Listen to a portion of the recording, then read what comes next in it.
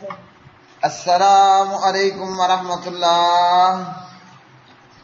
ترجمہ تفسیر القرآن الکریم، سبق نمبر 392، سورہ یونس، آیت 1 تا 3، پارہ نمبر 11۔ اعوذ باللہ من الشیطان الرجیم، بسم اللہ الرحمن الرحیم۔ الف لام را، تلک آیات الکتاب الحکیم۔ اکان للناس عجبا ان اوحینا الى رجل منهم ان انذر الناس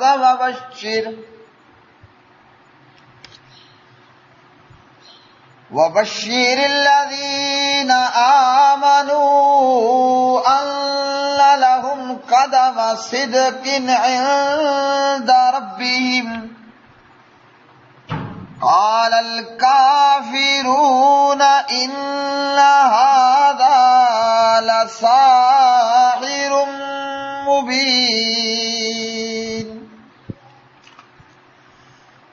ان ربكم الله الذي خلق السماوات والارض في 6 ايام ثم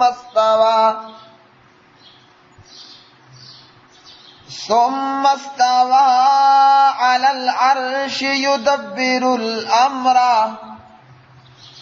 ما من شفيع إلا من بعد إذنه ذلكم الله ربكم فاعبدوه افلا تتذکرون۔ الف لام را،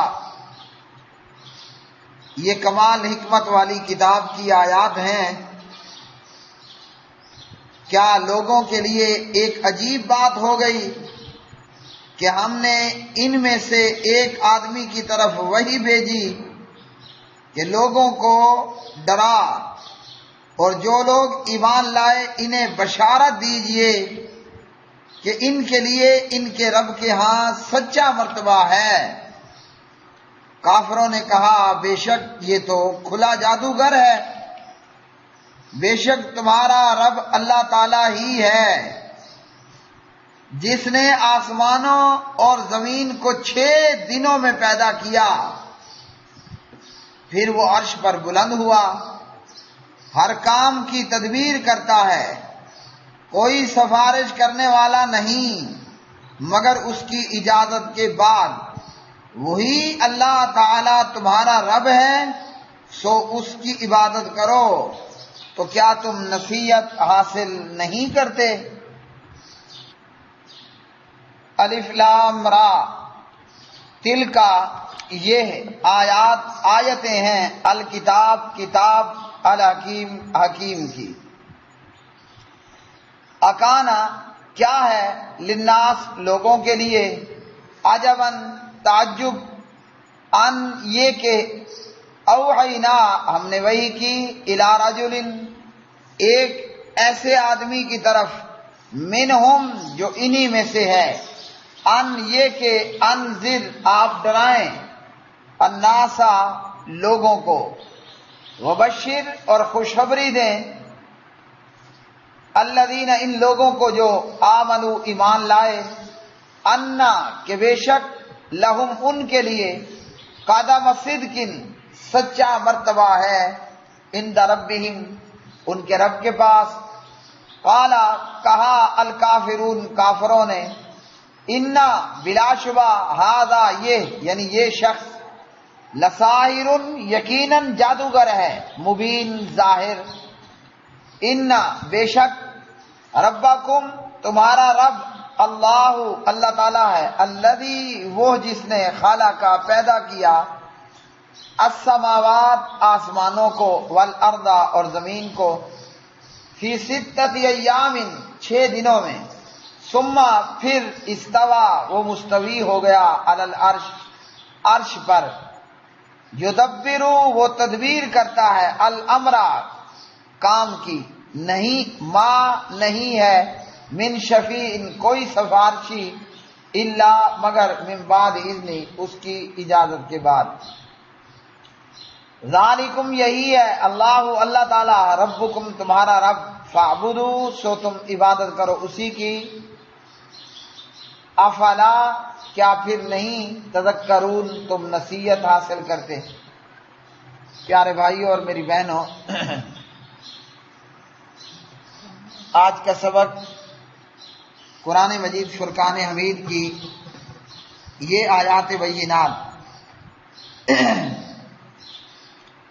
اللہ وحدہ لا شریک اس سورہ مبارکہ میں فرماتے ہیں کہ یہ قرآن مجید کمال حکمت والی کتاب کی آیات ہیں۔ اس سے پہلے حروف مقطعات میں سے الف لام را ایک حرف آیا۔ حروف مقطعات جن کا معنی، مراد، مقصود، مفہوم اللہ سبحانہ و تعالی خود ہی جانتا ہے۔ بعض لوگوں نے حروف مقطعات کے حوالے سے کچھ معنی بیان کرنے کی کوشش کی، لیکن وہ درست نہیں۔ بعض لوگ مکان، دکان، گاڑی، خیر و برکت کے لیے حروف مقطعات کا نقش بنا کر اپنے گھروں میں، دکان میں اور گاڑیوں میں لگا لیتے ہیں، تو یہ بھی ایک من گھڑت بات ہے۔ قرآن مجید پڑھنے کے لیے ہے، برکت کے لیے، دیواروں پر آویزاں کرنے کے لیے نہیں ہے۔ تو فرمایا اللہ رب العالمین نے یہ کمال حکمت والی کتاب کی آیات ہیں۔ یہ کتاب قرآن مجید فرقان حمید ہے، جو کہ اللہ وحدہ لا شریک کا کلام ہے، اور یہ کتاب دانائی اور حکمت سے بھری ہوئی ہے۔ اس کتاب کی نہ کوئی بات خطا ہے، نہ عقل کے خلاف ہے، اور نہ کوئی بات گھٹیا یا کم درجے کی ہے، بلکہ قرآن مجید کی ہر ایک آیت بات کمال اور دانش سے بھری ہوئی ہے، اور یہ کتاب انتہائی محکم اور مضبوط ہے، اور اس میں آپس میں باہمی کوئی اختلاف نہیں۔ اس کے بعد اللہ رب العالمین رسالت کو بیان کرتے ہیں، پیارے نبی علیہ الصلوۃ والسلام کا رسول ہونا بیان فرماتے ہیں کہ کیا ان کے لیے یہ بات عجیب کن ہے کہ اللہ نے ایک آدمی کی طرف وحی بھیج دی، اور وہ آدمی خود انہی لوگوں میں سے ہے، یعنی انسان ہے، آدمی ہے، بشر ہے، اور ہے بھی انسانوں میں سے ہی۔ تو فرمایا کہ کیا ان کے لیے یہ بات تعجب خیز ہے کہ اللہ نے انسانوں کو ڈرانے کے لیے اور راہ ہدایت دکھانے کے لیے ایک رسول کو بھیجا، اور وہ رسول بشر ہے، آدمی ہے، انسانوں میں سے ہی ایک انسان ہے۔ تو یہ بات قابل تعجب نہیں ہونی چاہیے۔ تعجب کا معاملہ تو تب بنتا کہ اللہ تعالیٰ انسانوں میں ملائکہ کو، کسی فرشتے کو، ملائکہ میں سے کسی فرشتے کو رسول بنا کر بھیج دیتا، یا اللہ وحدہ لا شریک انسانوں میں کسی جن کو رسول بنا کر مبعوث کر دیتا، پھر تو تعجب کی بات بن جاتی۔ کیوں کہ فرشتہ انسان کے لیے اسوہ حسنہ یا نمونہ نہیں بن سکتا، اس لیے کہ انسان کھاتا بھی ہے، پیتا بھی ہے۔ انسان کھاتا بھی ہے، پیتا بھی ہے، روتا بھی ہے، ہنستا بھی ہے، سردی بھی ہے، گرمی بھی ہے، سختی بھی ہے، نرمی بھی ہے، بیسیوں اور ہزاروں مسائل ہیں۔ ملائکہ کے ساتھ ایسا کچھ بھی نہیں۔ تو تعجب تو تب ہوتا کہ اللہ تعالیٰ انسانوں کی رہنمائی اور ہدایت کے لیے انسان کی بجائے، آدمی کی بجائے کسی فرشتے کو مبعوث کر دیتا۔ تو پیارے نبی علیہ السلام کا مبعوث ہونا یہ قابل تعجب نہیں بلکہ قابل تسلیم ہے۔ اور اس رسول کا کام کیا ہے؟ رسول کے ذمہ کام یہ ہے کہ لوگوں کو ڈرانا ہے کہ اگر ایمان نہ لائے، اللہ کو وحدہ لا شریک نہ مانا اور ان معبودان باطلہ کو، جھوٹے من گھڑنتو خداؤں کو جو تم نے اپنے ہاتھوں سے بنائے، جو تم نے اپنے ہاتھوں سے بنائے اور تمہارے باپ داداؤں نے بنائے، جو نہ سنتے ہیں نہ دیکھتے ہیں، نہ کھاتے ہیں نہ پیتے ہیں، نہ چلتے ہیں نہ پھرتے ہیں، نہ جاگتے ہیں نہ سوتے ہیں۔ تو اللہ نے اپنے رسول کو بھیجا کہ آپ جا کر ایسے لوگوں کو ڈرائیے کہ میاں اگر انہی کاموں میں پڑے رہے نا تو پھر اس زندگی کے بعد کی جو زندگی ہے اس میں تمہارے لیے ایسا عذاب ہوگا کہ وہ عذاب ہمیشہ ہمیش کے لیے ہوگا۔ اور اگر تم ان معبودان باطلہ کی پرستش اور عبادت کو چھوڑ دو اور ایک اللہ پر ایمان لے آؤ، لا الہ الا اللہ کہہ دو، تو پھر آپ ان کو خوشخبری دیں۔ خوشخبری میں کیا ہے کہ اللہ تعالیٰ اس زندگی کے بعد جو آگے کی دوبارہ جی اٹھنے کی ہمیشہ کی زندگی ہے، اس میں اللہ تعالیٰ تمہیں اپنے رضامندی عطا فرمائے گا اور اللہ تعالیٰ تمہیں انعامات عطا فرمائے گا، تمہارا اکرام کرے گا، اور ایسا انعام اور ایسے انعامات ہوں گے اور ایسا اکرام ہوگا کہ جو لازوال ہوگا۔ وہ اللہ کا انعام و اکرام لازوال، بے مثال و بے نظیر ہوگا۔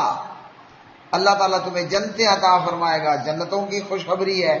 اس جنت کے اندر کھانے کو ہوگا، پینے کو ہوگا، پہننے کو ہوگا۔ ہاں، اس جنت میں پھر نہ موت ہوگی، نہ رونا ہوگا، نہ سونا ہوگا۔ جنت میں نہ موت ہوگی، نہ رونا ہوگا، نہ سونا ہوگا۔ اور اتنا ہی نہیں، جو دل چاہے گا تمہیں کھانے کو ملے گا، اور وہاں تمہارے لیے بیویاں ہوں گی، وکواعب اترابا، اور جناب تمہارے پینے کے لیے اللہ تعالیٰ پینے کا بندوبست کر دے گا، وکاسن دہاقا، میٹھا پانی پینا ہے، شربت پینا ہے، ہاں جی شہد پینا ہے۔ اللہ اکبر، یسقون من رحیق مختوم، مور لگی ہوئی شرابیں پینی ہیں، تتر بٹیر، ہاں جی سیب، کیلا، انار، جو تمہیں چاہیے ہوگا۔ وَلَكُمْ فِيهَا مَا تَشْتَهُونَ، جو تم چاہو گے تمہیں جنت میں وہ ملے گا۔ تو رسول کو بھیجا کہ آپ پھر کلمہ پڑھ لینے والوں کو، معبودان باطلہ چھوڑ دینے والوں اور اللہ سچے سچے وحدہ لا شریک کو مان لینے والوں کو جنتوں کی خوشخبری دیجئے کہ ان کلمہ پڑھ لینے والے، ایمان قبول کر لینے والوں کے لیے ان کے رب کے ہاں سچا مرتبہ ہے، لازوال اور بے نظیر رتبے ہیں، اور ایسی ایسی نعمتیں ہیں جو کبھی ختم ہونے والی نہیں ہیں۔ اب رسول آئے اور انہوں نے لا الہ الا اللہ کا آوازہ لگایا۔ انہی رسولوں میں سے آخری پیغمبر، آخری رسول نبی جناب حضرت محمد بن عبداللہ محمد الرسول اللہ صلی اللہ علیہ وسلم ہیں۔ تو جو ایمان لائے وہ تو ایمان لے آ کر کامیاب ہو گئے، لیکن جو انکاری ہوئے ان لوگوں نے کیا کہا؟ وہ کہنے لگے کہ جناب یہ تو جادوگر ہے۔ پیارے نبی علیہ السلام پر ایمان لانے کی بجائے آپ کو ابو جہل اینڈ کمپنی نے کیا کہا کہ یہ تو جادوگر ہے۔ حالانکہ ان ظالموں نے یہ نہ سوچا کہ حضرت محمد صلی اللہ علیہ وسلم نے ہمارے بیچ میں رہ کر پورے 40 سال زندگی گزاری ہے۔ حضور نبی کریم علیہ الصلوۃ والسلام نے 40 سال کی زندگی مکہ والوں کے بیچ رہ کر گزاری۔ یہ نہیں کہ کہیں سے کوئی اجنبی آئے تھے، ہاں یہ نہیں کہ کہیں سے کوئی اجنبی آئے تھے اور لوگ جانتے پہچانتے نہ ہوں۔ آپ صلی اللہ علیہ وسلم کی زندگانی سے واقف، آپ کے صدق و امانت سے واقف، آپ صلی اللہ علیہ وسلم کے والدین کو جاننے والے، آپ کے خاندان، کنبے اور قبیلے کو جاننے والے، پیارے نبی کا کنبہ اور قبیلہ ایسا تھا کہ اس میں کوئی جادوگر آیا نہ تھا، اس کے اندر کوئی جھوٹ بولنے والا آیا ہی نہ تھا، کوئی دغا کرنے والا، دھوکہ فریب کرنے والا ہی نہیں آیا تھا۔ تو یہ کہاں سے جادوگر ہو گیا؟ نہ باپ جادوگر، نہ ماں جادوگر، نہ دادا جادوگر، نہ چچا جادوگر، نہ نزدیک کے جادوگر، نہ دور کے جادوگر، اور تم سب کچھ جاننے والے، اور اس کے باوجود اتنی بڑی بات کر دی کہ یہ تو کھلا جادوگر ہے، جبکہ یہی لوگ نبی علیہ الصلوۃ والسلام کو صادق و امین کہنے والے تھے۔ لیکن کیا ہوا کہ جھوٹے خداؤں کی محبت میں اتنے اندھے ہوئے کہ پیارے نبی علیہ الصلوۃ والسلام جیسے شخص کو جادوگر کہہ دیا، حالانکہ وہ جانتے تھے اہل مکہ کہ جادوگر کس قسم کا خبیث انسان ہوتا ہے، جادوگر کس قسم کا غلیظ انسان ہوتا ہے، اور جادوگر کس قسم کا لالچی، بے روپیہ، دو نمبریہ، دو رنگیا شخص ہوتا ہے۔ وہ جادوگروں سے اچھی طرح واقف تھے، لیکن حضور صلی اللہ علیہ وسلم کی تو 40 سالہ زندگی کھلی کتاب کی طرح مکہ والوں کے سامنے تھی۔ پیارے نبی علیہ السلام پر اتنی بڑی بات کر دی، اور اپنی ہٹ دھرمی اور اپنی جہالت کا منہ بولتا ان کافروں نے ثبوت دیا۔ نبی علیہ الصلوۃ والسلام کو جادوگر کہہ دینا نعوذ باللہ من ذالک ایسا تھا کہ کوئی دن دہاڑے چمکتے دمکتے سورج پہ اور 14ویں رات کے چاند پہ نعوذ باللہ تھوکنا شروع کر دے۔ ان ظالموں نے اللہ کے پیارے نبی علیہ الصلوۃ والسلام کی زندگی سے لمحہ بالمحہ ان کو واقفیت تھی، اور آپ علیہ الصلوۃ والسلام کے صدق و امانت سے اور آپ کی شرافت و دیانت سے، آپ صلی اللہ علیہ وسلم کی صدق و امانت سے اور آپ کی شرافت و دیانت سے مکے کا بچہ بچہ، بوڑھا بوڑھا، جوان جوان، مرد و عورت سبھی کے سبھی واقف تھے۔ اچھا جی، اس کے بعد اللہ سبحانہ و تعالیٰ فرماتے ہیں بے شک تمہارا رب اللہ ہے جس نے آسمانوں اور زمینوں کو پیدا کیا اور 6 دن میں پیدا کیا، پھر وہ اللہ عرش پر بلند ہوا۔ اب اس آیت مبارکہ میں ان لوگوں کا انکار ہوا، رد ہوا کہ جو یہ کہتے ہیں کہ کائنات اپنے آپ بن گئی اور اپنے آپ چل رہی ہے، تو فرمایا کہ ان کا پیدا کرنے والا ہے اور وہ اللہ ہے، یہ اپنے آپ نہیں بنے، ان کو پیدا کرنے والے نے پیدا کیا، اور یہ کائنات اپنے آپ ہی نہیں چل رہی، اس کو ایک چلانے والا چلا بھی رہا ہے۔ تو ان لوگوں کا رد ہوا جو کہتے ہیں اپنے آپ کائنات بنی، اپنے آپ ہی چل رہی ہے، یہ اپنے آپ نہیں بنی، بنانے والے نے بنایا، اپنے آپ نہیں چل رہی، اس کی تدبیر کرنے والا، اس کو چلانے والا ایک ہے جو اس کائنات کو چلائے ہوئے ہے جب تک وہ چاہے گا، اور وہ ہے کہاں؟ وہ کائنات کا بنانے والا چلانے والا ہے کہاں؟ اللہ نے اپنا مقام بھی بتا دیا کہ وہ اللہ عرش پر بلند ہوا، مستوی ہوا۔ اب یہ کہ یہ عرش کہاں پر ہے؟ اللہ سبحانہ و تعالیٰ کا عرش فوق 7 سماوات، 7 آسمانوں پر ہے، اور اللہ اپنے عرش پر مستوی ہے جیسے اس رب کی شان کے لائق فائق ہے۔ اور جو اللہ تعالیٰ کو عرش پر مستوی نہ مانے، شرح عقیدہ طحاویہ میں ابو مطیع البلخی کے سوال پر امام ابو حنیفہ رحمۃ اللہ علیہ نے فرمایا جو عرش کو 7 آسمانوں پر اور اللہ کو عرش پر مستوی نہ مانے فقد کفر، اس نے کفر کیا۔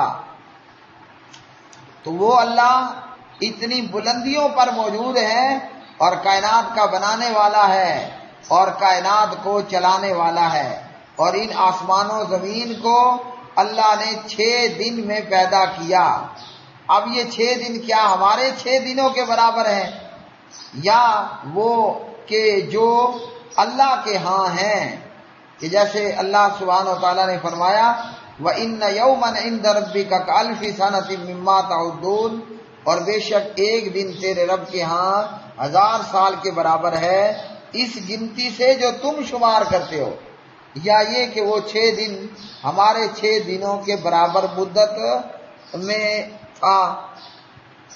اللہ رب العالمین کائنات کا بنانے والا اور اس کائنات کا چلانے والا ہے، اس کائنات کا بنانے والا اور چلانے والا۔ ہمارے لیے اس میں نصیحت یہ ہے کہ ہر کام جو ہے وہ آرام اور سکون سے کرنا چاہیے، ورنہ اللہ کے لیے تو کوئی مشکل نہیں۔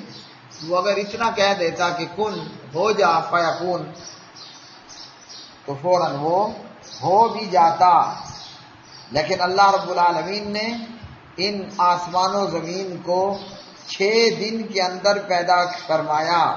پھر فرمایا کہ اللہ کے ہاں تو کوئی سفارش کرنے والا نہیں۔ دیگر آیات میں ہے کہ اللہ، یہاں بھی ہے کہ اللہ کے ہاں سفارش کرنے والا کوئی نہیں مگر اللہ ہی کی اجازت سے۔ کافر لوگ یہ سمجھتے تھے کہ کچھ ایسی ہستیاں ہیں جو اللہ تو نہیں ہیں مگر اللہ سے جو چاہیں وہ مرضی کروا لے، اور یا یہ کہ اللہ ان کی محبت میں مجبور ہے کہ وہ جو کہیں اللہ ٹال نہیں سکتا، اور وہ اللہ کے ہاں سفارش کرنے کی طاقت اور قدرت رکھتے ہیں۔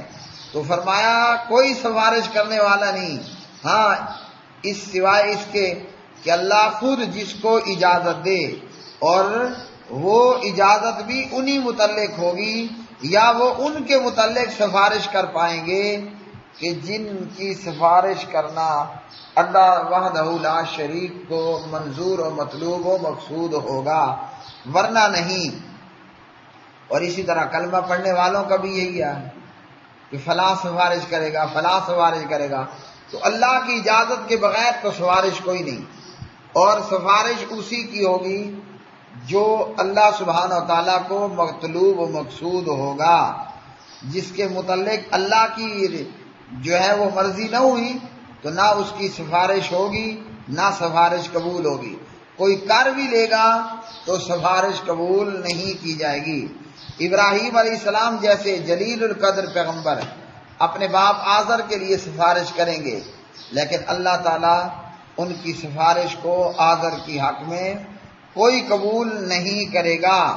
فرمایا جب ایسا ہے، بنانے والا چلانے والا کائنات کا ایک اللہ ہے، کوئی اس اللہ کو مجبور بھی نہیں کر سکتا، تو عبادت پھر کس کی کرنی ہے؟